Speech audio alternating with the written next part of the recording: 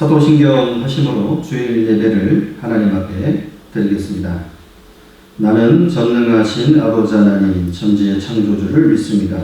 나는 그의 유일하신 아들 우리 주 예수 그리스도를 믿습니다.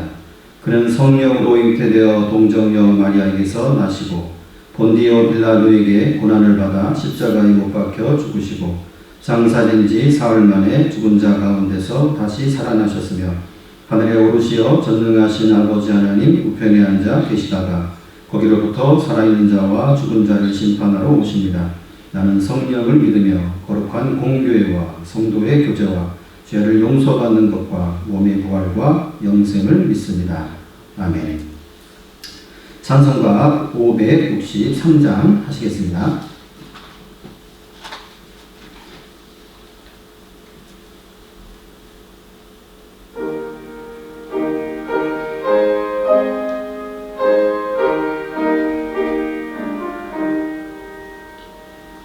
예수 사랑하심을 성경에서 배웠네. 우리들은 약하나 예수 권세만 도다. 날 사랑하신 날 사랑하신 날 사랑하신 성령의 쓰였네. 나를 사랑하시고 나의 죄를 다시서 아들 문을 여시고 들어가게 하시네. 날 사랑하신 날 사랑하신 날 사랑하신 성경에 쓰였네. 내가 연약할수록 더욱이 여기사 높은 보좌 위에서 낮은 나를 보시네. 날 사랑하신 날 사랑하신 날 사랑하신 성경에 쓰였네. 세상 사는 동안에 나와 함께 하시고 세상 떠나가는 날 천국 가게 하소서. 날 사랑하신 날 사랑하신 날 사랑하신 성경에 쓰였네. 아멘. 이 시간 우리 정선 장로님 나오셔서 기도하겠습니다. 다 같이 마음 모아서 한 마음 모아서 기도해 주겠습니다. 영혼아, 내가 어찌하여 낙심하며 어찌하여 내 속에 불안해하는가? 너는 하나님께 소망을 두라. 그가 나타나 도우심으로 말미암아 내가 여전히 찬송하리로다. 하나님 아버지 감사합니다. 오늘도 주의 날을 맞아 저희들 한 사람 한 사람을 불러 주님의 전으로 또 불러주시고 예배드릴 수 있게 하여 주시니 감사합니다. 이 시간 신령과 진정으로 우리의 마음과 정성을 온전하게 바치는 예배가 되기를 소원합니다. 특별히 오늘 주시는 영원한 말씀으로 저희 모든 것을 새롭게 하시고 또 저희들이 진심을 다해서 아버지만 바라보고 찬양하며 주신 말씀으로 우리 안에 속사람이 주님과 하나 되는 시간 되게 하여 주시옵소서. 세상의 삶과 환경 또 관계 속에서 우리는 때때로 지치고 힘들어 넘어지고 또 불평도 하지만 믿음으로 굳게 서는 저희들 되기를 소원합니다. 연약한 저희들에게 국률함을 베푸시고 또 약속의 말씀으로 저희들을 붙잡아 주시고 저희들에게 강하고 담대하라 하시고 또 승리를 우리에게 주시옵소서. 신실하신 아버지, 그 내미신 손을 놓지 않게 하시고 저희들에게 은혜를 베풀어 주시옵소서. 모스크바 장로교회를 기도하는 교회, 또 성령이 이끄는 교회가 되게 하여 주시옵소서. 모든 예배와 공동체에 성령의 역사가 일어나기를 소원합니다. 예배를 통해서 믿지 않던 사람들이 예수님께 돌아오는 구원의 역사가 날마다 있게 하시고 성숙한 그리스도인들로 거듭나게 하시며 이 땅을 러시아의 이 땅을 예수님의 가르침으로 변화시키는 그러한 교회 되게 하여 주시옵소서. 하나님을 뜨겁게 사랑하고 이웃에게 그 사랑을 나누고 전하는 하나님의 자랑거리가 되는 교회 되기를 소원합니다. 특별히 우리 자녀들 말씀으로 키우기를 소원합니다. 우리 자녀들이 하나님을 보다 잘할 수 있도록 성령님이 함께하여 주시고 그 말씀의 능력으로 강하고 담대하게 하여 주시옵소서. 예수님의 마음과 눈으로 세상을 품을 수 있는 성숙된 믿음을 허락하여 주시옵소서. 그 무엇보다도 부모된 우리들 먼저 믿음의 본을 보일 수 있도록 그리하여 자녀들의 믿음으로 굳게 서게 인도하는 자들 되게 하여 주시옵소서. 오늘의 위기 중에 있는 대한민국을 돌아봐 주시옵소서. 환난 가운데서도 축복을 예비하시고 그 축복을 허락하심을 기억하게 하여 주시옵소서. 오늘의 어려움을 지혜로 이겨내게 하여 주시고 이 위기의 시기를 나라를 이끌어가는 모든 위정자들이 오직 구할 것은 주님의 지혜와 하나님의 의임을 깨닫게 하여 주시옵소서. 그들이 공의의 길로 인도하여 주시옵소서. 주님, 이 백성들이 이제 혼돈에서 깨어나 주님의 은혜로 힘과 지혜를 모으게 하여 주시고 또 전염병으로 또 사상으로 갈라지고 찢겨진 모든 사회의 분야가 하나님의 거룩과 정직으로 회복되게 하시고 특별히 그리스도인들이 빛과 소금의 역할을 감당함으로 인해 거룩한 영향력을 끼치게 하여 주시옵소서.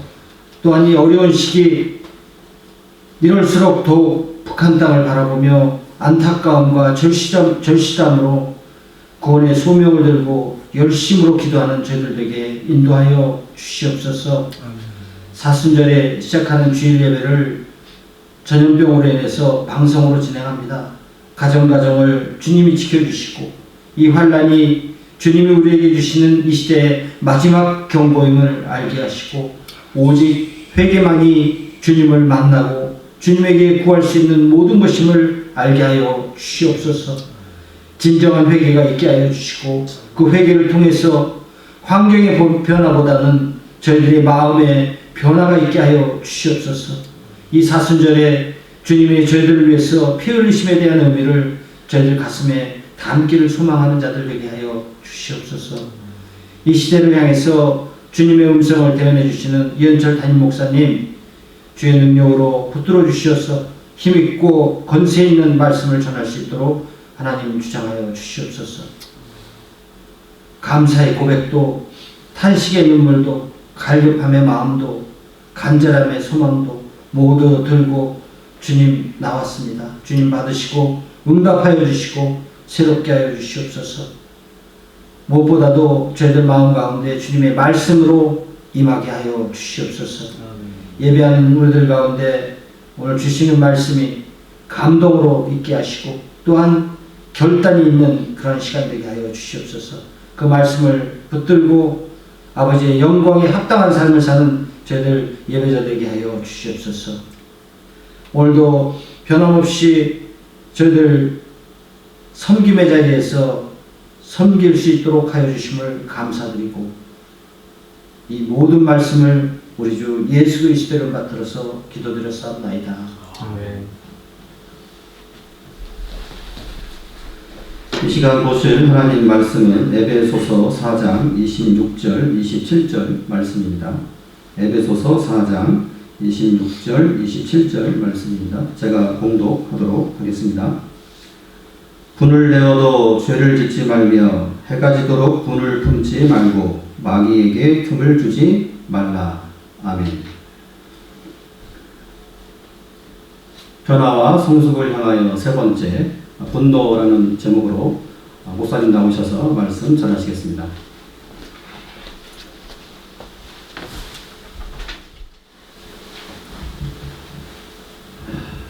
병원 진료를 잘 다녀왔습니다. 검진 결과는 수치상으로는 지난번보다 조금 나아졌다는 그런 소식입니다. 그렇다고 암이 사라진 것은 아니고 수치상으로 암이 확장되지 않고 그대로 있다는 그런 것입니다. 그래서 아직은 당장 수술을 하지 않고 계속해서 추적 관찰해 가자는 의사의 소견입니다. 기도해 주셔서 대단히 감사합니다. 오늘날 전 세계적으로 확산되고 있는 이 코로나 바이러스 문제 앞에서 정말 우리 한국 교회로서는 한 번도 경험해 보지 않은 이 초유의 상황을 경험하게 되는 것 같습니다. 교회가 자발적으로 스스로 교회에 예배를 중단하고 가정에서 예배를 드리게 되는 이런 상황이 오늘날 우리 한국교회 안에 있게 되었습니다. 혹자는 한국교회는 전쟁 중에서도 예배를 중단하지 않았는데 참 안타까운 상황이 되었다고 그렇게 말하기도 합니다.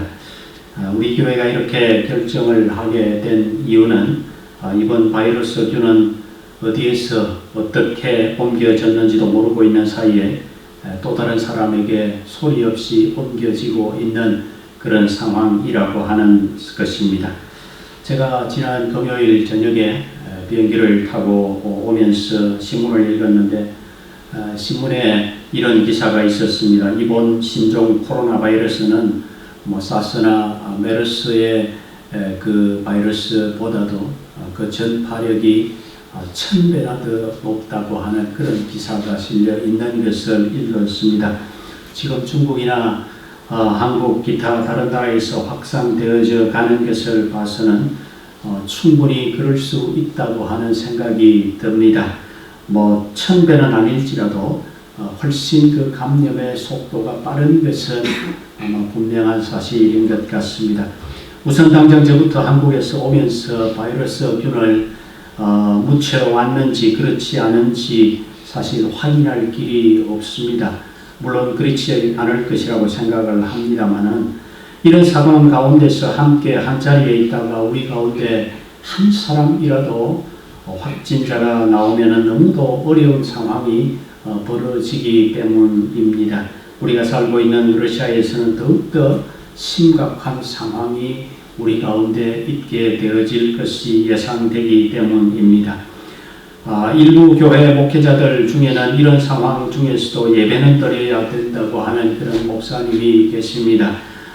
물론 예배의 중요성을 강조한 것으로 귀한 생각이라고 저는 분명히 생각합니다. 그러나 오늘날과 같은 이런 상황 가운데서 교회가 바이러스 전파자가 되어서 사람들에게 피해를 주는 것은 바람직한 그런 모습은 아니라는 생각이 듭니다.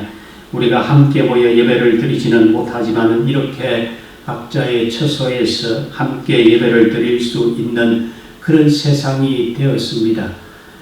어디에서나 하나님은 우리의 예배를 받으신다고 믿습니다. 다만 이런 전염병이 창궐할 때에 우리가 어떻게 해야 할까요? 성경에 보면은 이런 전염병이 창궐할 때에 그때는 기도하라고 그렇게 성경은 이야기를 하고 있습니다. 역대하 7장에 보면 솔로몬 왕이 예루살렘의 성전을 완공하고 난 뒤에 낙성식을 하나님 앞에서 합니다. 낙성식을 하면서 마지막에 길게 솔로몬 왕이 하나님 앞에 기도하는 장면이 나오고 그리고 나서 하나님의 그 영광이 구름으로 성전에 가득하게 내리는 상황을 우리가 읽어볼 수가 있습니다. 그때 하나님께서 솔로몬에게 나타나셔서 이렇게 말씀을 하십니다. 이것이 역대하 7장 13절과 14절에 이제 기록이 되어져 있는데 우리 다 함께 역대하 7장 13절과 14절을 찾아서 한번 읽어봤으면 좋겠습니다. 구약 성경 665페이지에 있습니다. 역대하 7장 13절과 14절입니다. 구약성경 665페이지 역대하 7장 13절과 14절 말씀입니다. 자, 우리 함께 한 목소리로 한번 읽겠습니다. 혹 내가 하늘을 닫고 비를 내리지 아니하거나 혹 메뚜기들에게 토산을 얻게 하거나 혹 전염병이 내 백성 가운데에 유행하게 될 때에 내 이름으로 일컫는 내 백성이 그들의 악한 길에서 떠나 스스로 낮추고 기도하여 내 얼굴을 찾으면 내가 하늘에서 듣고 그들의 죄를 사하고 그들의 땅을 고치리라. 전염병이 지금 대유행을 하고 있습니다. 그런데 놀랍게도 지금 아프리카 동부에서 이 메뚜기 떼가 지금 동쪽으로 파키스탄까지 인도에까지 퍼졌다는 그런 소식도 있습니다. 엄청난 농작물을 먹어치우고 있다고 합니다. 이 메뚜기가 길이가 6cm에서 7cm나 되는 상당히 큰 메뚜기 떼인데요. 무려 그 메뚜기 떼의 숫자가 추산컨대는 4천억 마리 정도가 된다고 합니다. 이 메뚜기 떼가 동아프리카에서 홍해를 건너 중동 지방으로 왔다가 지금 중동에서 파키스탄, 인도에까지 접근했다고 합니다. 하루에 기류를 타고 날아가면 200km까지 날아가고 있습니다. 이번 여름에는 이 메뚜기 떼가 중국에까지 도착할 수 있을 것이라는 우려가 있습니다. 그렇게 되면 하루에 3만 5천 명이 먹을 수 있는 양식이 하루에 사라지는 이런 어떤 상황입니다. 그 정도로 무서운 상황이 지금 퍼지고 있다고 하는 소식도 들었습니다. 이런 상황 가운데서 우리가 해야 될 일은 무엇이라고 생각하십니까? 오늘 말씀 가운데서는 첫 번째로 악한 길에서 떠나 했습니다. 우리에게 악한 모습이 있는지, 우리가 악한 모습으로 살아가고 있는 그런 모습이 우리의 삶 가운데 있는지 돌아보고 우리가 하나님 앞에서 악한 모습에서 떠나야 된다고 합니다. 그 다음에 스스로 낮추고 오라고 하죠. 겸손하라는 것입니다. 잘 나가고 교만한 그런 것을 하지 말라는 얘기죠. 세 번째 마지막은 기도하며 하나님의 긍휼하심을 찾는 것입니다. 내 얼굴을 찾으면 하나님의 긍휼하심을 찾으라는 그런 어떤 말이죠. 그때 하나님께서 그 기도를 들으시고 그들의 죄를 사하시고 그 땅을 고쳐주시겠다고 그렇게 말씀하십니다. 그래서 지금 이때는 정말 우리가 기도해야 될 때라고 생각을 합니다. 특별히 당분간 특별한 공지가 있기까지 우리가 이렇게 인터넷으로 예배를 드리도록 하겠습니다. 주일 예배는 아침 11시, 또 금요일 기도회는 금요일 저녁 8시에 모두 컴퓨터와 또 스마트폰을 켜고 함께 예배를 하고 함께 기도하는 그런 시간을 가졌으면 좋겠습니다. 유튜브에서 모스크바 장로교회라고 하는 것을 치면은 주일 예배와 금요일 예배 영상이 나옵니다. 그 영상을 보면서 우리가 함께 예배와 함께 기도했으면 좋겠습니다.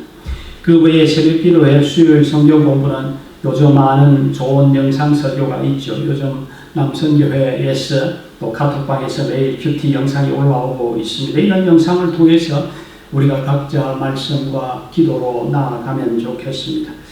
그럼 오늘 우리가 말씀을 한번 살펴보려고 합니다. 올해 2020년 우리 교회의 표어는 여러분들이 아시는 대로 변화와 성숙을 향하여입니다. 오늘은 우리가 변화하여 새로운 사람이 되어서 성숙한 자리로 나아가는데 다루지 않으면 안 되는 바로 이 분노의 문제를 함께 생각을 하려고 합니다. 특별히 지난 수요일부터 이제 사순절이 시작이 되어졌습니다. 제2의 수요일이라고 하는 이 수요일부터 이제 사순절이 시작이 되어졌습니다. 그래서 오늘은 사순절 첫째 주일이 되고 이제 4월 12일 부활주일까지 40일간 우리가 말씀을 동행할 때 특별히 이 분노의 문제를 우리가 다스리는 그런 기회가 되었으면 좋겠습니다. 오늘날 이 시대에 일어나는 문제와 사건의 대부분은 이 분노 때문에 일어나는 그런 상황입니다. 심리학자, 상담학자들의 말에 의하면 이 상담 문제의 90%는 이 분노의 문제가 그 배경에 있다고 그렇게 하고 있습니다. 그래서 거의 대부분의 상담 문제의 원인이 분노라고 보고 접근하면은 상당히 많은 문제들이 해결되어진다고 합니다. 사실 여러분, 이 분노라는 감정은 사람의 본능입니다. 본성 가운데 이 분노의 감정이 있습니다. 하나님이 사람을 만드실 때에 이 분노의 감정을 우리에게 주셨습니다. 희로애락이라는 말이 있습니다. 이 말은 인간이라면 누구에게나 이런 감정이 다 있다는 그런 이야기이지요. 사람이 기뻐하고 슬퍼하고 분노하는 것은 자연스러운 감정의 표현입니다. 그래서 어떤 사람은 때로 분노도 폭발해야 정신건강에 좋고 문제도 해결되는데 좋다는 그런 얘기를 하기도 합니다. 사실 역사상에서 이 분노의 문제, 이 분노의 감정을 잘 폭발시켜서 역사적으로 정말 영웅이 된 사람이 많이 있지요. 예를 들자면 아브라함 링컨입니다. 시장에서 팔려가는 노예의 슬픈 얼굴을 보고 그는 분노했습니다. 사람을 사고 파는 것이 얼마나 잔인한 일인가 하는 것에 대한 문제에 그는 분노했습니다. 그리고 노예 해방 운동을 시작을 했지요. 요한 웨슬레도 같은 상황입니다. 당시 영국 사회에 이 병든 그런 이 사회적인 현상들을 바라보면서 그는 분노했습니다. 그래서 그 문제를 해결해 보고자 그는 영적인 운동을 시작을 해서 감리교회를 세웠고 감리교회를 통해서 영국 사회를 정화하는데 아주 크게 이바지했던 것입니다. 마르틴 루터도 마찬가지입니다. 지난 중세의 교회에 이 교회의 부패와 성경의 왜곡을 보면서 분노했죠. 그래서 종교개혁의 거대한 역사의 흐름을 만들어내었던 영웅이 된 것입니다.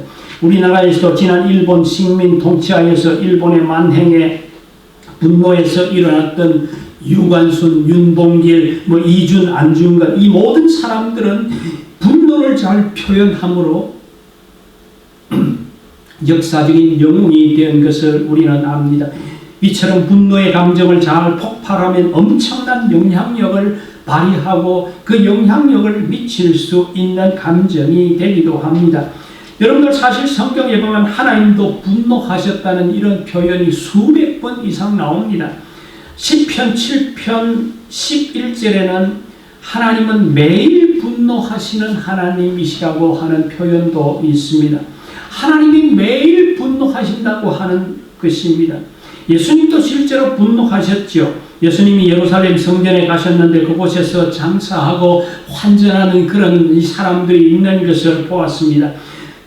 하나님의 성전을 강도의 소굴로 만든다고 장사하는 집으로 만들었다고 그들을 향해서 분노하셨던 이 예수님의 모습을 우리는 봅니다. 그래서 채찍을 들어서 몰아내고 상을 뒤엎고 엄청난 분노를 폭발하셨던 그 예수님의 모습을 우리는 성경에서 봅니다.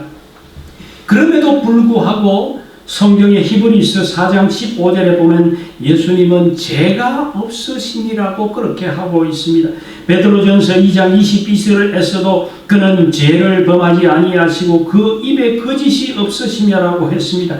그러니까 여러분들 그 분노 그 자체가 사실은 죄가 아니라고 하는 사실입니다. 누구나 분노할 수 있습니다. 분노는 하나님이 우리 인간에게 주신 자연스러운 감정이라고 하는 사실입니다.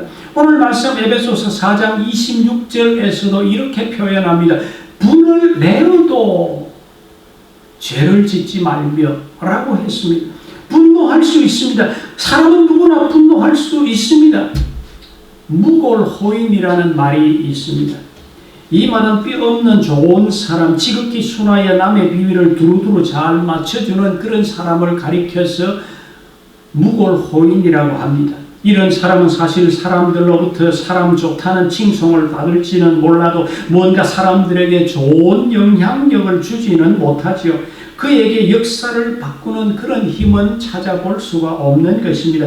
그래서 묵을 호의는 부정적으로 말하기도 합니다. 줏대도 없는 늘 두리뭉술하여서 남의 비위나 맞춰주는 그런 사람을 가리킬 때도 사용하는 말이기도 합니다. 그러니까 사람이라면 누구나 분을 내는 감정도 있고 분노할 수 있다는 것입니다. 그런데 문제는 이 분노의 감정을 어떻게 표현하느냐, 어디에서 표현하느냐 하는 문제입니다.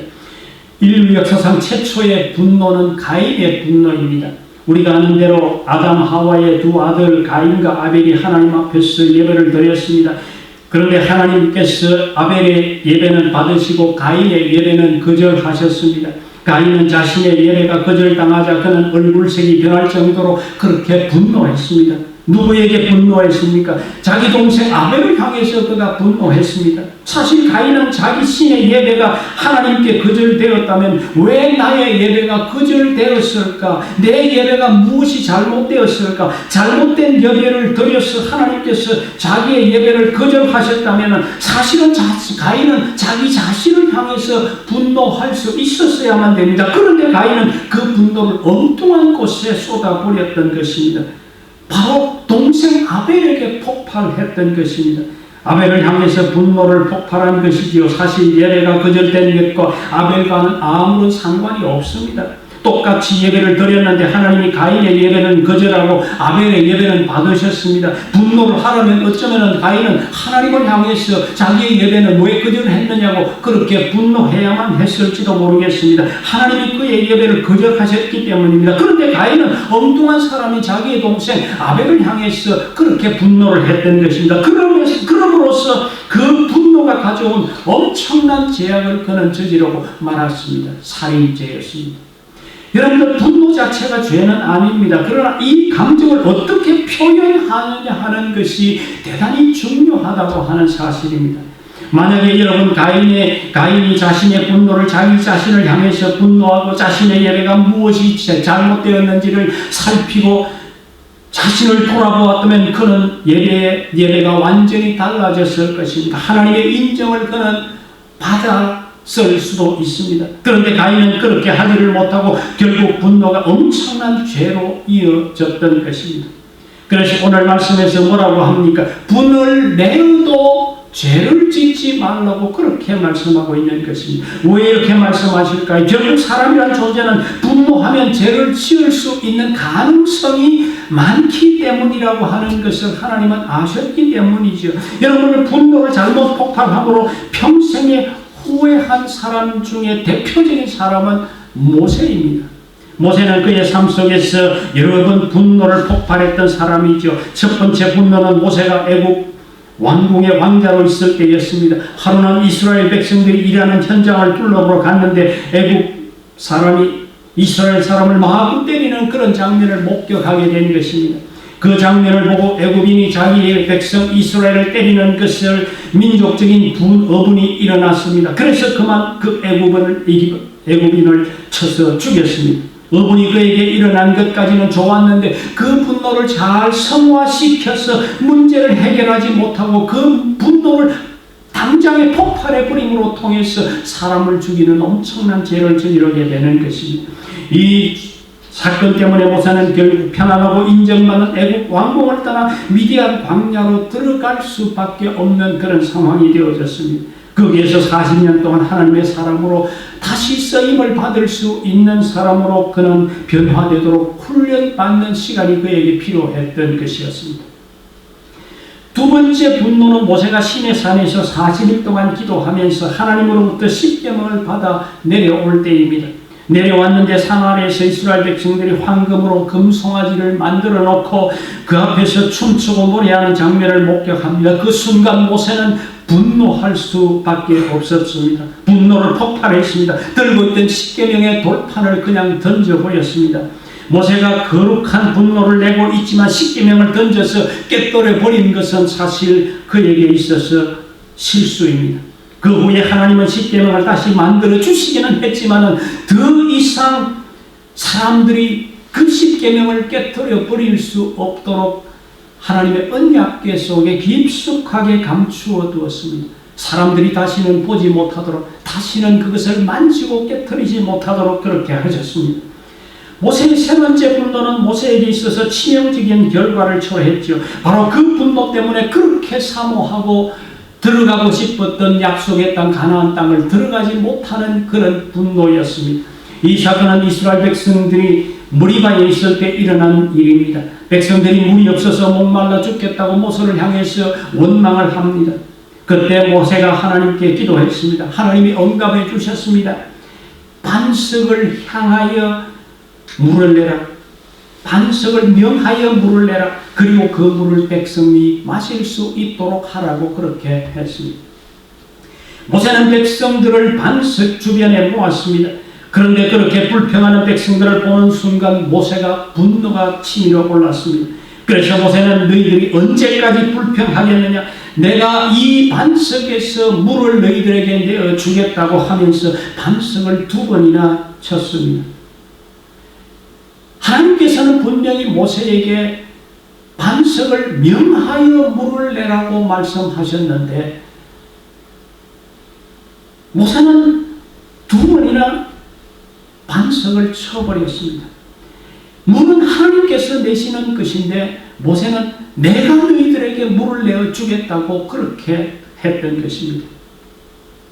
그 순간 반석이 깨어지면서 물이 솟아올라 백성들이 실컷 물을 마실 수는 있게 되어졌습니다. 그런데 하나님께서는 모세와 아론에게 민수기 20장 12절에서 이렇게 말씀합니다. 너희가 나를 믿지 아니하고 이스라엘 백성의 목전에서 내 거룩함을 나타내지 아니한 거로 너희는 이 회중을 내가 그들에게 준 땅으로 인도하여 드리지 못하리라. 모세는 이 사건으로 인해서 분노의 엄청난 대가를 치르게 되지요. 모세는 가나안 땅을 바라만 보면서 들어가지 못하고 결국에는 느보산에서 그가 죽게 되어집니다. 가나안 땅에 들어가 보지를 못하고 그는 죽었던 것입니다. 여러분들, 이 사건은 분노가 때로 얼마나 큰 대가를 치러야 하는지를 우리들에게 보여주고 있는 대표적인 사건입니다. 자, 그러면 여러분들, 우리에게 일어나는 이 분노의 감정을 어떻게 다스려야 할까요? 첫 번째, 오늘 말씀에서는 해가 지도록 분을 품지 말라고 그렇게 하고 있습니다. 분을 오래 품는 것은 사실 우리의 몸에도 좋지 않다고 하는 것 우리가 다 알죠. 하버드 대학교의 보건대학원에서 발표한 바에 의하면 분노는 뇌졸중, 심장병 등의 위험을 높인다고 그렇게 합니다. 하루 5번 이상 화를 내면 건강상 위험 상태에 이른다고 합니다. 분노의 결과로 여러 질병이 일어난다고 합니다. 또 화를 낸 상태에서 잠을 자면 깨어났을 때 마음의 그 불행지수가 높아지고 부정적인 감정이 하루 종일 그 다음날 악화된다고 합니다. 그래서 오늘 말씀은 해가 지도록 분을 품지 말라고 그렇게 합니다. 특별히 한국 사람들에게 있어서 이 분노는 잘 다스리고 조절해야 될 감정인 것 같습니다. 언젠가 인하대학교에서 7,000명을 대상으로 조사를 했는데 한국 사람들은 스트레스를 받으면 나타나는 감정이 분노라는 것으로 나타나는 경향이 있다는 겁니다. 다른 서양 사람들은 스트레스를 받으면 우울하다거나 슬퍼하는 그런 어떤 감정의 표현으로 나타나는 경우가 많은데 우리 한국 사람들은 유독 스트레스를 받으면 이 분노의 감정으로 나타난다고 합니다. 그래서 영어 단어 중에 화병이라고 하는 단어가 있는 것 여러분들 아십니까? 옥스포드 사전에 등록이 되었습니다. 이 단어는 우리말 화병에서 나왔는데 이 화병은 영어로 표현하려는데 적절한 단어가 없어서 그냥 한국말 그대로 화병이라고 그렇게 영어에 등재를 했다고 합니다. 이 단어는 이해를 돕기 위해서 영어로는 Korean Anger Syndrome이라고 하는 것으로 그렇게 설명을 해 놓고 있습니다. 한국인의 분노 증후군이라는 얘기죠.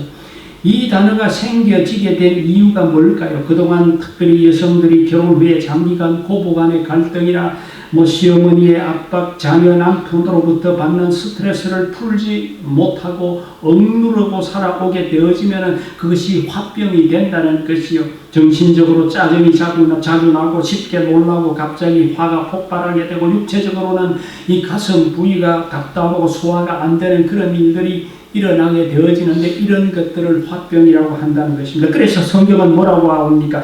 분노는 그것을 풀지 않고 오랫동안 누르고 있으면 안 된다는 거지요. 독을 가슴에 품고 하루 이틀 지나면 결국 그것은 육체적으로 정신적으로 병이 될 수밖에 없다는 것입니다. 그러면 이 분노를 어떻게 풀어야 될까요?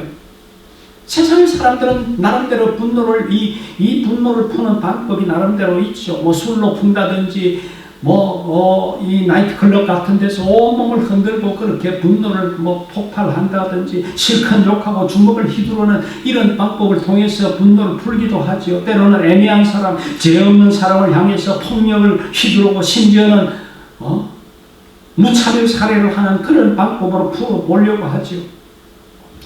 어떤 목사님이 보링을 좋아한다고 합니다.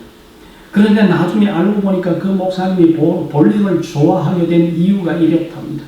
교인들을 이 볼링폰으로 생각했다는 것입니다. 자기에게 화를 불러일으키는 그런 괴롭히는 그런 교인을 볼링핀이라고 생각하고 볼링공을 힘있게 던지면 그 핀이 쓰러지는 그 장면을 보면서 그 교인이 쓰러지는 그것을 그렇게 생각하고 이 볼링을 좋아했다는 얘기입니다. 그렇다고 모든 이 볼링을 좋아하는 이 목사님들이 그런 것은 아니죠. 오해하지 마시기를 바랍니다. 그러나 이런 것은 모두 죄를 짓는 방법이 될 수 있죠. 사람과의 관계를 파괴하는 그런 어떤 방법이 될 수 있습니다. 그럼 우리 그리스도인이 할 수 있는 방법은 무엇일까요? 저는 다윗에게서 분노를 해결하는 방법을 우리가 좀 배웠으면 좋겠다고 생각이 돼요. 무엇입니까? 하나님 앞으로 가져가는 것이었습니다. 다윗은 자신의 억울한 일을 당해서 분노가 일어났을 때 그 분노를 하나님 앞에 가지고 가서 그 분노의 감정을 숨기지 않고 그대로 솔직하게 표현했다는 것입니다. 하나님 저 원수 언제까지 저대로 두시렵니까? 저들의 목을 언제 꺾어주시겠습니까? 언제 뺨을 치시겠습니까? 저들의 이빨을 언제 꺾어주시려고 하십니까? 언제 망하게 하실 겁니까? 참으로 저들은 열린 무덤 같습니다. 악성으로 가득 차있는 저런 것들 그냥 가만히 두시겠습니까? 하면서 엄청난 저주를 쏟아붓고 있는 것을 보게 되어집니다. 바로 이 다윗의 시편을 읽어보면 원수들을 향해서 하나님 앞에서 온갖 욕과 저주를 퍼붓는 것을 보게 되어집니다. 입에 담기도 참 민망스러운 그런 어떤 저주를 퍼붓고 있기도 합니다. 저는 이런 시편을 읽을 때 옛날에는 어떻게 생각했느냐, 어떻게 성경에 이런 어떤 표현들을 그냥 그대로 시편에 넣어놓았을까, 이런 생각을 했던 적이 있습니다. 그러나 요즘은 그런 시편을 읽으면 참 다윗은 분노를 해결하는 참 좋은 방법을 가졌구나, 이런 생각을 합니다. 그의 마음에 솟아오르는 분노를 하나님 앞에서 그 분노를 폭발하고 그 분노를 해결했던 것을 보게 되어집니다. 그런 걸 통해서 다윗의 그 분노하는 그 시편을 읽어보면 마지막에 가면은 하나님을 향해서 찬양하고 하나님을 향해서 참 예배하고 하는, 하나님을 노래하는 그런 것으로 마무리가 되어지는 것을 보게 되어집니다. 그래서 저는 요즘은 분노가 일어날 때 하나님께 가져갑니다. 하나님께 나의 분노의 감정을 쏟아놓는 것이죠. 우리 하나님은 참 좋으신 하나님이십니다. 우리의 분노의 감정을 다 들어주십니다. 다 품어주십니다. 여러분들 분노의 마음이 솟아날 때 사람에게 그것을 쏟아놓지 말고 하나님 앞에 그것을 가져오셔서 하나님 앞에 그것을 쏟아 놓으실 수 있게 되기를 바랍니다. 하나님께 눈물로 몸부림으로 그 모든 분노를 쏟아 부으시기를 바랍니다. 하나님은 그 모든 아픔과 분노를 다 들으시고 가장 좋은 방법으로 우리의 분노를 해결해 주실 줄로 믿습니다. 말씀을 마무리합니다. 어느 집사님 부부가 크게 다투었다고 합니다. 서로 감정이 상하여서 마구 분노를 터뜨렸습니다. 남자가 왜 그리 쪼잔하냐, 여자가 고분고집하지 못하고 왜 그리 고집이 세냐, 서로 싸우다가 냉전 상태에 들어갔습니다. 부인은 부엌문을 닫아버리고 식사 준비도 하지 않고 이불을 뒤집어 쓰고 방에서 나오지도 않았습니다. 남편은 남편대로 참 이 화가 난 상태로 집에서 출근을 해서 일을 바깥에서 해결하고 너무도 화가 나서 견딜 수가 없었습니다. 그러다가 곰곰이 생각해 봤습니다. 곰곰이 기도하기를 시작을 했습니다. 문득 아내가 싸울 때 나를 쪼잔하다고 했는데 과연 내가 정말 쪼잔할까? 진짜 그럴까? 이런 생각을 해보니까 사실은 조금 그런 부분이 없잖아 있는 것 같았습니다. 아내는 아내대로 분을 삭히지 못해서 끙끙거리다가 남편을 생각하면서 기도하기를 시작을 했답니다. 그랬더니 남편이 말대로 정말 자신이 좀 고집이 센 것처럼 그렇게 보여지더라는 것입니다. 그래서 저녁에 오면 남편에게 내가 먼저 사과해야지 하는 그런 생각이 들더랍니다. 먼저 사과하는 사람이 진짜 이기는 사람이라고 그렇게 하지 않느냐. 그래서 내가 먼저 사과해야지 그런 생각을 했습니다. 그때 딩동하고 초인종이 울렸습니다. 뜻밖의 아내가 환하게 웃으면서 여보 해가 넘어가고 있어요 그렇게 말했습니다. 그러자 남편도 재빠르게 그래 여보 해가 넘어가고 있어. 이처럼 두 사람은 해가 넘어가고 있다는 말로 쌓였던 그 분노가 풀어지고 서로 함께 화합을 했다는 그런 이야기입니다. 여러분들 누구나 분노할 수 있습니다. 분노의 감정은 우리에게 자연스럽게 일어나는 감정입니다. 그러나 이 분노의 감정은 잘 관리해야만 합니다. 잘 관리하지 못하면은 한순간에 모든 인간관계가 깨어질 수 있습니다. 일생 동안 쌓아왔던 명예로운 위치를 한순간에 잃어버릴 수도 있는 무서운 독이 될 수 있는 것입니다. 그래서 성경은 분을 내어도 죄를 짓지 말라고 그렇게 합니다. 해가 지도록 분을 품지 말라고 그렇게 합니다. 왜 그렇게 해야 된다고 합니까? 오늘 말씀 27절에 그 이유가 나옵니다. 마귀에게 틈을 주어서는 안 되기 때문이라고 합니다.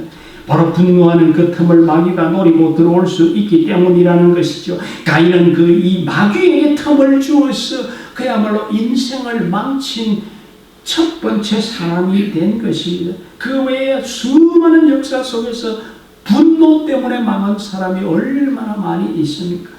우리들은 그렇게 되지 않도록 우리의 자신들을 잘 다스려야 됩니다. 우리에게 일어나는 이 분노의 감정을 잘 다스려서 정말 지혜로운 사람, 정말 이 분노를 잘 다스림으로 통해서 많은 사람들에게 영향력을 주는 그런 사람으로 그렇게 살아가는 우리 그리스도인으로 변화되어져서 성숙한 모습으로 우리의 모습을 참 가정에서나 우리의 직장에서 보여줄 수 있는 그런 우리 모두가 되기를 주의 이름으로 축원합니다. 기도하겠습니다. 주님 감사합니다. 오늘도 우리에게 주신 이 말씀, 이 분노에 대한 말씀을 우리가 다시 한 번 더 생각을 해보았습니다. 우리가 삶을 살아가면서 참 분노할 만한 그런 일들이 얼마나 많이 일어납니까? 그때 우리가 이 분노의 감정을 우리가 잘 다스리지 못해서 우리가 스스로 참 엄청난 압박을 받고 스트레스를 받는 그런 상황이 우리 가운데 있습니다. 오늘 우리의 말씀 가운데서 주신 말씀대로 우리가 분을 잘 관리하고 다스리는 그런 은혜를 우리에게 허락해 주셔서 정말 성숙한 그리스도인의 모습으로 우리의 모습을 나타낼 수 있는 그런 모습들 되게 해 주시옵소서. 예수님 이름으로 기도합니다. 아멘. 네, 우리 찬송 우리 하겠습니다. 찬송 342장 하겠습니다.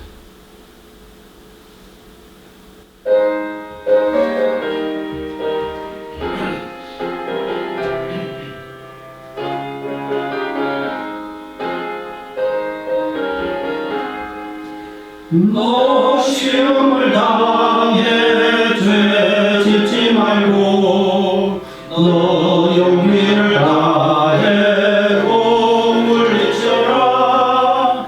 내 시험을 이겨 새 힘을 얻고 주 예수를 믿어 늘 승리하라. 우리 구주의 힘과 주님 내 편에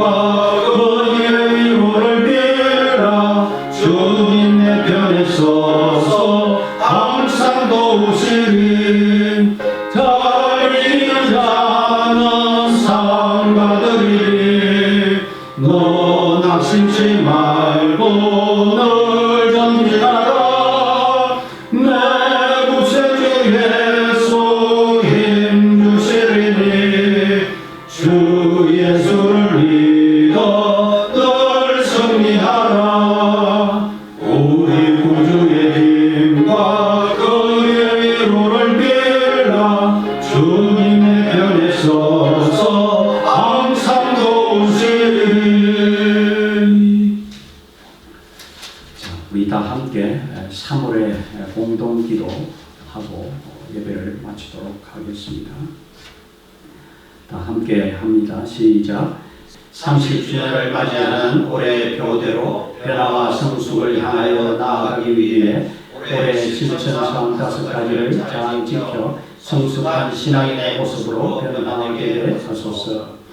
사순절을 맞이하여 우리의 죄를 용서하시고 구원하시기 위해 자신을 내려놓으시고 십자가를 향하여 묵묵히 걸어가신 주님의 발자취를 따라 그리스도인다운 모습으로 이 땅에서 살아가게 하소서. 우환폐렴으로 고통받는 수많은 사람들에게 주님의 치유의 손이 함께 하기를 원하며 이 일로 인하여 하나님의 명령 앞에 인간이 겸손해질 수 있는 기회가 되게 하소서. 아멘. 기도하겠습니다. 우리를 구원하신 예수 그리스도의 은혜와 하나님 아버지의 사랑과 성령의 교통하심이 오늘도 다 함께 우리가 한자리에 모이지는 못했지만 각 가정에서 이렇게 마음을 다해서 온 가족이 함께 컴퓨터와 스마트폰을 켜놓고 예배하는 우리 모든 성도들과 그 가정과 또 그 자녀들 위해 지금부터 영원토록 함께 계실지어다. 아멘.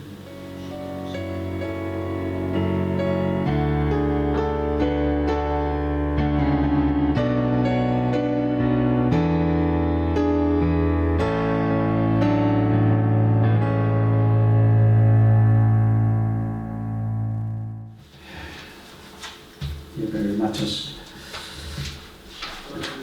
광고 말씀을 드리도록 하겠습니다. 설교 중에 말씀드린 대로 당분간 가정에서 영상으로 예배를 드리도록 그렇게 하겠습니다.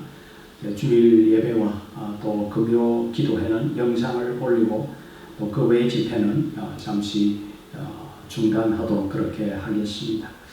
우리가 이럴 때 기도해야 될 때라고 말씀드렸습니다. 금요 기도회 때 여러분들이 어디에 있든지 금요일 저녁 8시가 되면은 컴퓨터 앞에 혹은 스마트폰을 켜서 다 함께 또 기도하는 그런 자리에 나아오는 그런 우리 모든 성도들이 되었으면 좋겠습니다. 3월 6일로 예정되어져 있던 성가대 헌신 예배는 연기하도록 하겠습니다. 그리고 학습 입교 세례 문답도 3월 중순에 계획되어져 있는데 차후에 일정을 다시 잡아서 공지하도록 그렇게 하겠습니다. 이 신종 코로나 바이러스로 인해서 우리의 건강이 염려스러운 그런 때에 우리가 참 서로 조심하고 또 건강하도록 그렇게 우리 자신을 잘 지켜가는 그런 기회가 되어져서 한 사람도 이런 어려움이 있지 않도록 다들 건강 조심하시길 바랍니다. 감사합니다.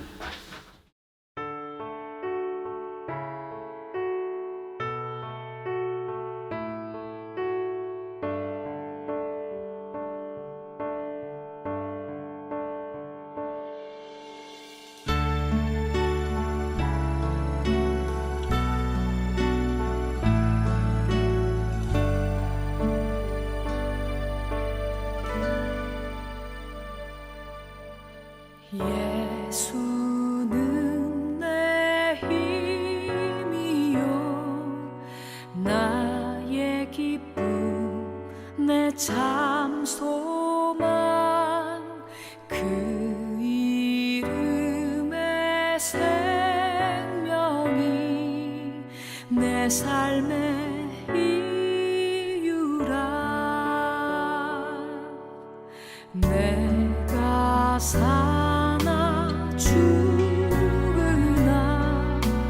그 이름을 위하여 내 모든 것 드리니 나를 받으소서. 오직 주만 따라갑니다. 오직 주만 높이 받으소서. 내 평생에 그 이름을 그의 선하심을 세상에 노래합니다. 그 이름에 그 신능력 영원한 생명이 내 삶의 이유라.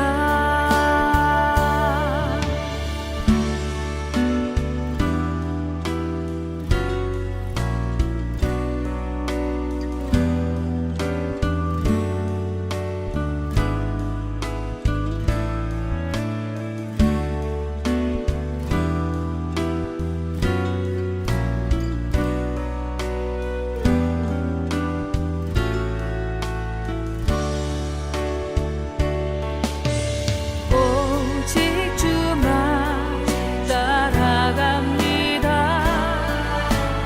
오직 주만 높이 받으소서.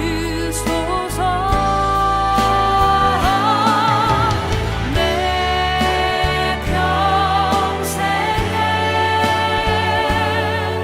그 이름을 그의 선하심을